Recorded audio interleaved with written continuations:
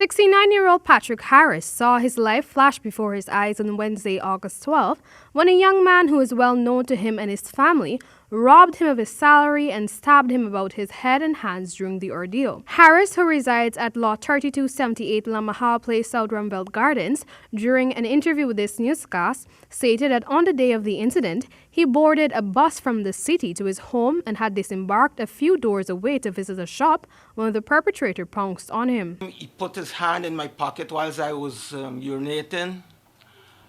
I turned and held on to him. We had a scuffle, we fell to the ground. I realized he had a knife.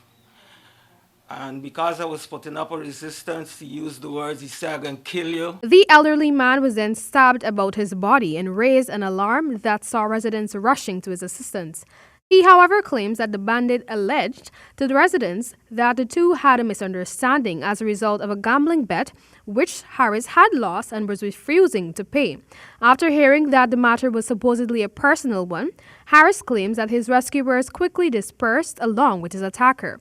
The man maintains that throughout his 6+ decades of being alive, he has never gambled. The sexagenarian says he is surprised at the actions of the man since there was no bad blood between the perpetrator and himself or his family. But this is a guy, he came to this home many times, he even come up my back step for food. We know him from, he and my children so grew up, with fruit trees in the yard, he would come and go.